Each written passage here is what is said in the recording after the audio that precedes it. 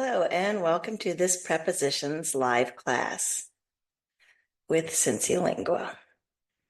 Okay, if you have any questions during today's class, you can click on the chat icon and it will open up a white rectangle for you to type your question at the bottom. And when you hit enter, I'll be able to see your question, and I will be answering questions at the end of today's live class. Today, we're going to be talking about the preposition for and using for in a phrase. And there's lots of phrases that we're going to go over today, and I'll show you at least one example of each. To ask for or to ask about something, concern for, care for, to be responsible for, to feel sorry for, to apologize for, the reason for, to have respect for, something is bad for you, a need for, to hope for, to prepare for, to study for, or I put in an example of study about, to look for, to be famous for, and to pay for. Since there are so many phrases that we're going to go over today, let's get started. The first is to ask for, and when you ask for something, then you obtain it by requesting. He asked for directions to the nearest campsite. So he wants to go camping and he is asking someone for directions.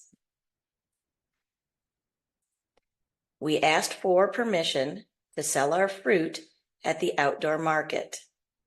So you need to have a license, you need to have permission if you're going to sell things at this kind of a market. And this person says, we asked for permission. So they obtained permission by requesting it. They asked for permission to sell the fruit at the outdoor market. To have concern for or to show concern for, and you can have concern for someone or you can have concern for something. That means that you care about that person or that thing, or you have a worried or a nervous feeling about that person or that thing. The company has a genuine concern for the safety of its workers. They make sure that all of the safety rules are followed. So the company cares about the safety of the workers. I don't know that we would say that the company is nervous about it, but they know that accidents can happen, and so they're very careful. You see the people in the picture are wearing helmets on their head. That's the kind of a hat that is a hard hat. They're wearing helmets, they're wearing gloves. It looks like they have taken some masks down from their face so that they can talk, but maybe they are concerned for dust in the environment, that they might be breathing in dust, so they would put the masks on when they start to work. So the company has a true concern for the safety of its workers. They care about the workers and their safety. So having concern for someone is to care about someone. This is to care for. So you can have a care for someone or you can show care for someone. You can show care for someone or something.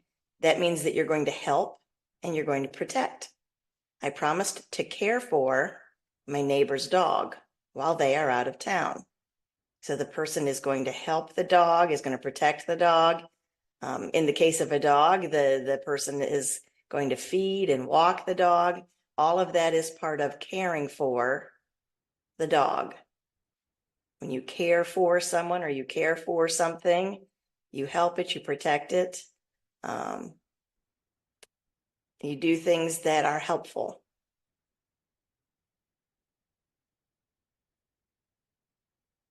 To be responsible for. Again, this is a little bit like being concerned for and caring for, being responsible for. If you're responsible for someone or you're responsible for something, it means that you are obligated to care for, or you are the primary cause of something so as to be blamed for it or credited for it. So the first example here, the first definition to be obligated to care for, to be responsible for, to be obligated to care for. If I went back to this example, if I promised to care for my neighbor's dog, then I am responsible for that dog. I am obligated, which means that I must care for that dog. I made a promise that I would do it, and now it is my job to do it. And so here, to be obligated to care for is one definition of to be responsible for. The camp counselors are responsible for the children during the hike. So here are some people that are the counselors, and all of the children are walking on a hike. And so the counselors, there's some in front, and I imagine that there's also counselors in the back that will watch carefully to make sure that no one falls, that no one gets hurt, that they don't touch any plants that could be dangerous in any way. They are responsible for the children. They need to take care of them. They need to help them and protect them. And the second definition of being responsible for is shown in this next example. It says, there is powdered paint all over the floor. Who is responsible for this huge mess? So somebody was responsible for this mess. They were the cause of the mess. So they need to be blamed. They're the ones that will be in trouble now because there is a big mess.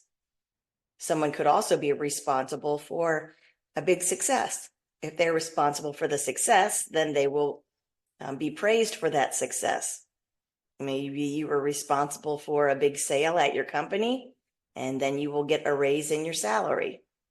But if you are responsible for spilling paint all over the floor, then I don't think you're going to get a raise. Instead, you will be in trouble. You will be blamed because you were the one that was the primary cause, the main reason that there is paint on the floor. You are responsible for there being paint on the floor.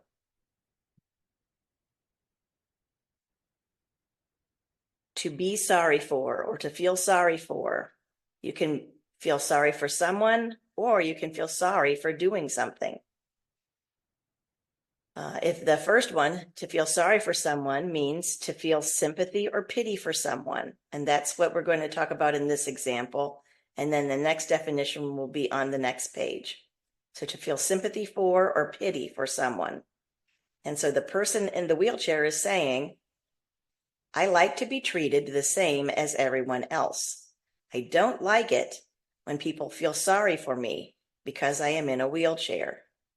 So to feel sorry for means that you feel pity and sympathy for her. Oh, it's so sad that you're in a wheelchair. She does not like that when people say to her that they are sad that she is in a wheelchair. To her, her wheelchair is just the same as legs are for other people. It's just part of her everyday life. She doesn't want to be treated any differently. She doesn't want people to feel sorry for her. And if something bad happens to someone, then you can feel sorry for them. If someone in their family dies, then you feel sympathy for them. Sympathy means that you care about them and you care about the fact that they are feeling sad. But this person does not want anyone to be sorry for her or feel sympathy or pity for her because she does not feel sad about her wheelchair and she doesn't want other people to feel that the wheelchair is a bad thing.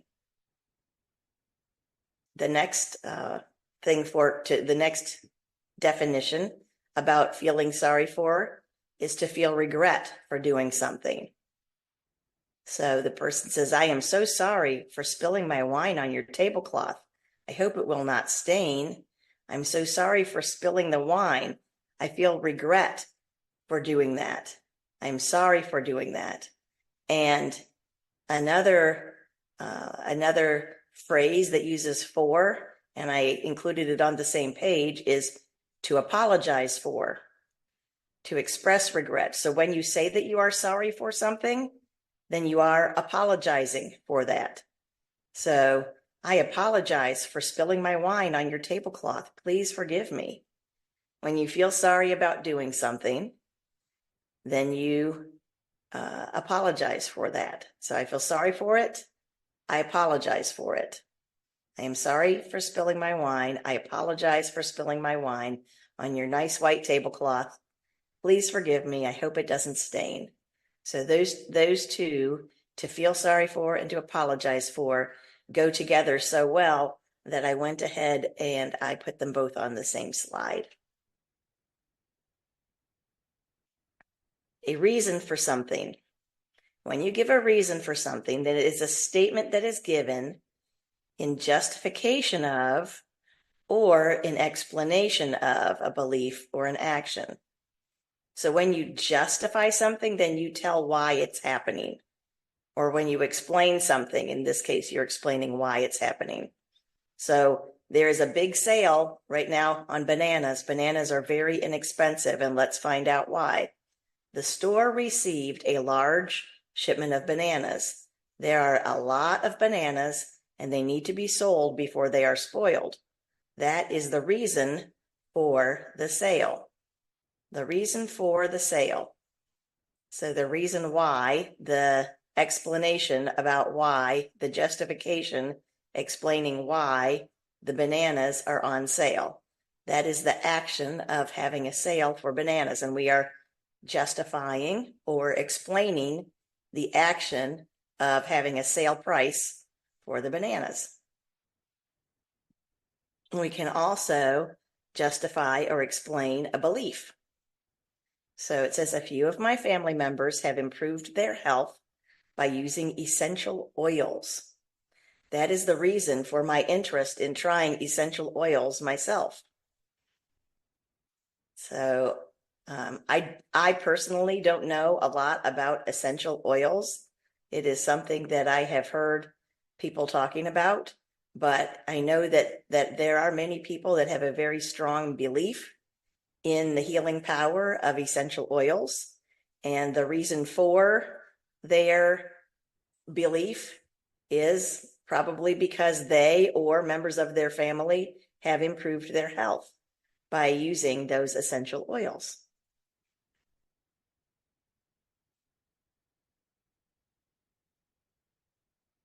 To have or to show respect for someone. If you have respect for someone or you show respect for someone, it means that you value that person's feelings, their views, or their worth, even if you don't agree with him or with her. So you don't have to agree with someone to show respect. It says it is important to have respect for your grandparents. They have a lot of wisdom. So even if someone doesn't agree with all of the ideas that their grandparents have, they can still show respect, to value that person's feelings, to value their views, to feel that that person is worth a lot, that they are valuable, that they are important, and to listen to them. And so that's showing respect for someone. To be bad for one. If something is bad for you, then it is unhealthy. It is unhealthy. Junk food like cookies, cake, chips, soda, pizza, fries, and burgers is bad for you. Junk food is bad for you. The junk food. Junk, usually the word junk is used for things that we are going to throw away, that things that are not important, that are not valuable. It is just junk. But when we use the word junk with food, junk food, it means food that does not have a lot of things that are helpful to your body. There are not a lot of vitamins or minerals. If you have the cookies or the cake, you are not eating healthy food. You're not getting important nutrients for your body. Same thing. Now, in America, we call these chips and we call these French fries. In some countries, these would be chips, but in America, these are chips. In different parts of the United States, a Coke or something like this could be called a soda. It could be called a pop. It could be called a soda pop. But obviously, if you're drinking Coca-Cola or Pepsi or any kind of soda or soft drink, that's another word for it, soft drink. Those things might taste good and they're good once in a while, but they are not healthy foods. They are bad for your health. They're bad for you. Junk food is bad for you.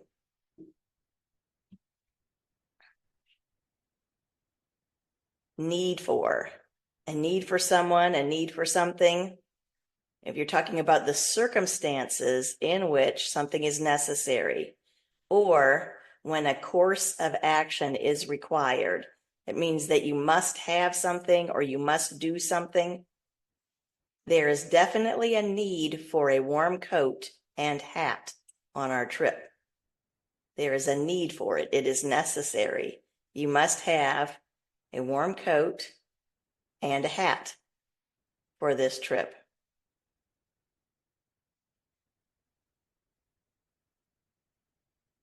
To hope for. If you hope for something, you wish for it, you expect it, you anticipate it. We hope for good weather for our camping trip. So when you hope for something, it hasn't happened yet. So in this picture, you see people that are camping, but in the sentence below that, they have not started their camping trip yet. They are thinking to the future. They are thinking about the future. And they are going to go camping, and they are hoping that the weather will be good when they go camping. So they have not been camping yet. They are hoping for good weather. Hoping for good weather. If they go camping tomorrow, they hope for good weather tomorrow. If they're going camping in a month, then they hope for good weather in a month so that their camping trip will be pleasant and not rainy and wet and muddy.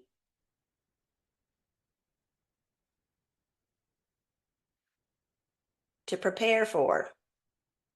Well, instead of just hoping for something, then sometimes you can also prepare for something, to get ready for something that has not occurred yet. Aaron packed his suitcase so that he would be prepared for his vacation.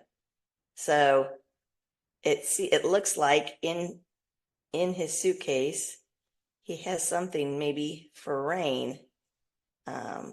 This yellow here looks like it could be something that's for rain. So he's maybe hoping for good weather, but he is also prepared for good weather or bad weather. He's getting ready. He's doing everything he needs to do so that he will be prepared for his trip. He will be ready for the trip. He will have everything that he needs. He will be prepared for it. What do you do to prepare for a trip? Do you order your ticket in advance? Do you plan which places you will visit and check to see which days that museum or that attraction is going to be open and what hours? You prepare for it by making sure that you've saved enough money in advance. There's many ways to prepare for a trip. To study for or to study about. When you study for something, you need to learn or memorize information to be prepared for something. So the last slide, we were preparing for something. And one way to prepare is to study. So this says, Deborah is studying for an exam tomorrow. She is studying for her nursing degree. So she is studying specifically right now, at this moment, she is studying for an exam that will take place tomorrow. In general, she is studying for her nursing degree. She is studying so that after many exams and after many classes, she will have a degree that will allow her to be a nurse. So she is studying for her nursing degree. She is studying for an exam or a test. She is studying about. What is she studying about? She's learning about the bones of the body. So the exam tomorrow that the nurses will need to know the information about the bones of the body. So she is studying about the bones of the body. She is studying for her exam, or she is studying for her degree. I hope that makes a little bit of a difference for you between studying for and studying about. Studying about.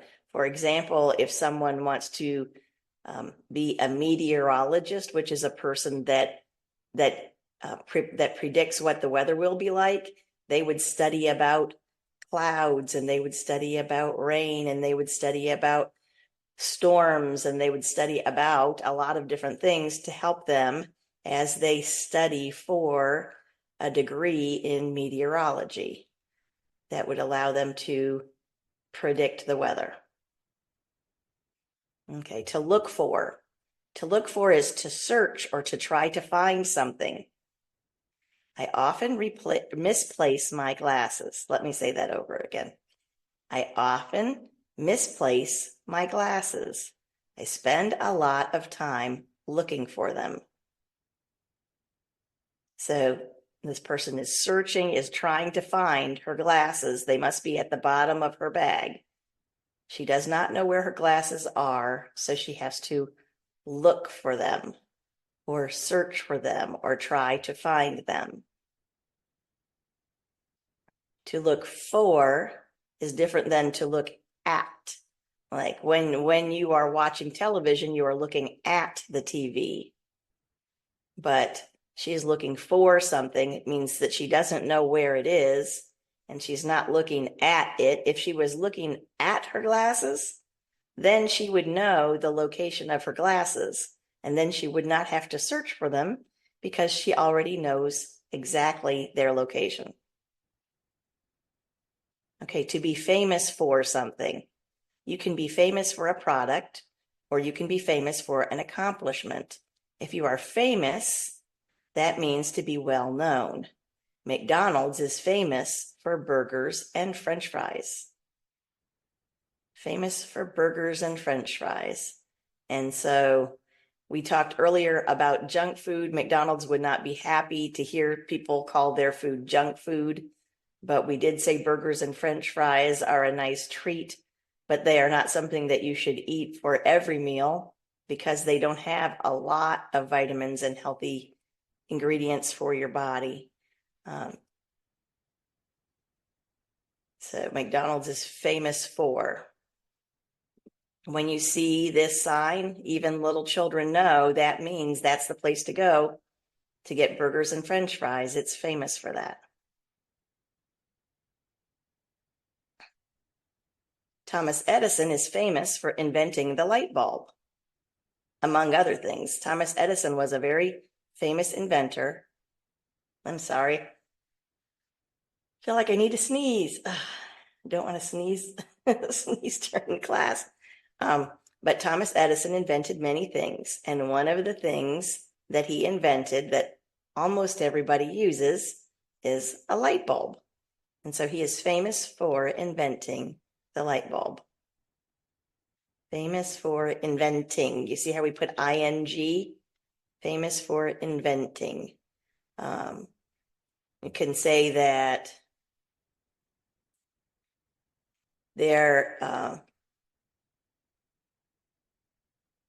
excuse me.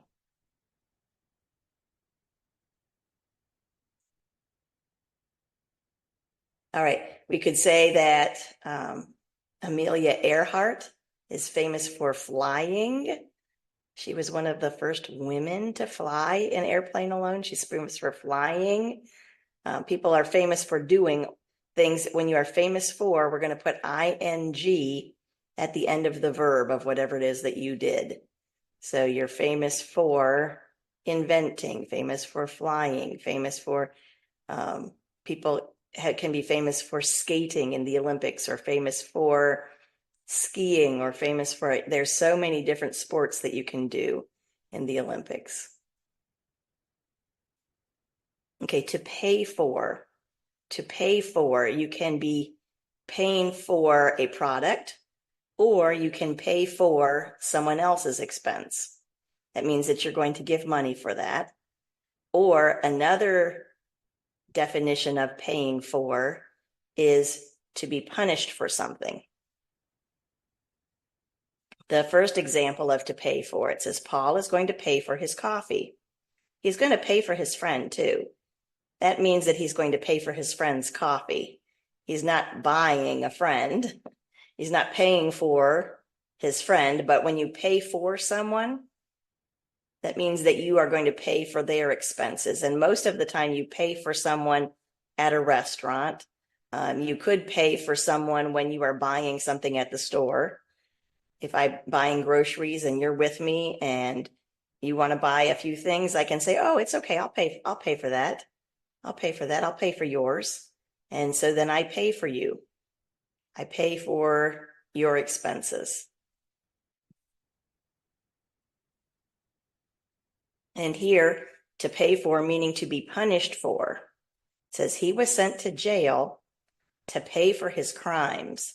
So he was punished for whatever, we don't know what crimes this person did, but whatever this person did as a crime, whatever bad thing this person did, they are paying for their crime. They are being punished for their crime. They cannot, sometimes people pay money, but here in jail, you cannot just pay money. You have to wait in jail until your jail time is finished. Sometimes a judge will tell you, instead of going to jail, I'm going to give you a fine, F-I-N-E. And that's not like, I feel fine. How do you feel? I feel fine. That means good. No, F-I-N-E, a fine that means money, means that you have to pay as a punishment for something. Maybe you were speeding in your car and you have a speeding ticket. And so now you have to pay a fine. Depends on how fast you were going, and it depends on what kind of road you were on. Your fine could be small or it could be very large fine. If you maybe in a particular city, their jail is very, very full. They don't have a lot of room to put more people in jail. And so maybe the judge will decide, okay, I'm going to start asking people to pay a fine instead of going to jail, where they have to pay a large amount of money instead of going to jail, a fine. So in this case, the person was sent to jail to pay for his crimes. And so he's not, in this case, paying any money. He is just staying in jail to be punished for something. Okay, let's do a little review here. We talked kind of quickly about a lot of different phrases that use for. You can ask for something. They were asking for directions, asking for permission to sell their fruit. That's different from asking about something. If I ask for something, there is something that I want. I want directions. I want permission. If I'm asking about something, then I just need some information. If I'm asking about the market, what hours is the market? How much does it cost to have a stand at the market? How long has the market been taking place? What day is the market? I'm asking about that market where the people wanted to sell their fruit. But when they were asking for, they were asking for permission. Or someone that comes to their stand says they can ask for some apples, or they can ask for some peaches. There's a particular thing that they want, and so they request to have that particular thing. Concern for, means that you're caring about, or that you're maybe worried or nervous about. We said that the company was concerned for their employees. To care for means to help and protect. We said that I would care for my neighbor's dog while they were out of town.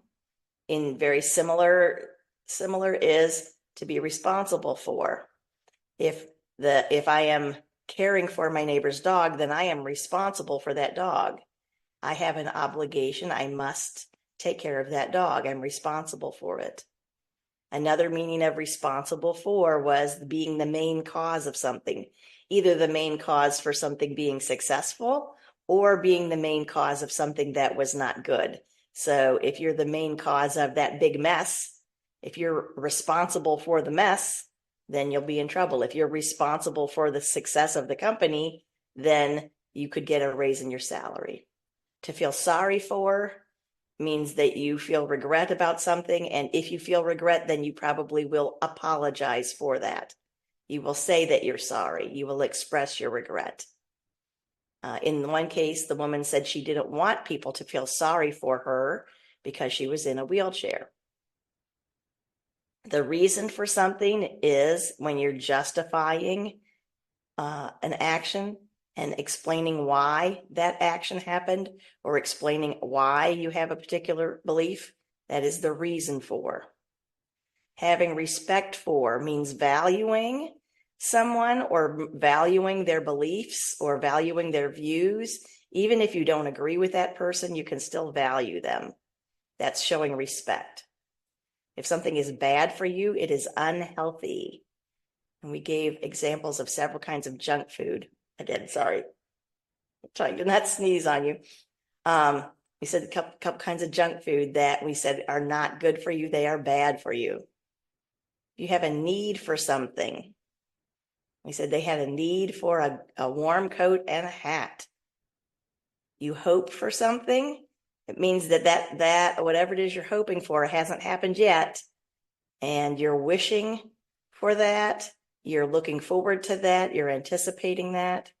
To be prepared for something, or to be in the process of preparing for something, is getting ready, doing things that are going to help you to be ready for that. The person was packing their suitcase to be prepared for their trip. To study for, you can study for an exam, you can study for a degree. And whatever the information is that you are studying about that information. When you look for something, you are searching for that thing. The person was looking for her glasses. Someone can be famous for something, means they're well known for that thing, or well known for their action. And then to pay for. You can pay for by giving money for a product that you're buying. You can pay for something that your friend is buying. Or if you are paying for your crimes, or paying for your bad mistake, then you are maybe in jail, or paying a fine, or doing some kind of punishment to I don't know, to repay society for whatever it was that you did to hurt someone else. So those are all of our phrases that have the preposition for. And I hope that you enjoyed the lesson. I want to thank you so much for joining me for this live class about prepositions, and I hope that you can be part of the next live class with CINCILINGUA. Thanks again for coming.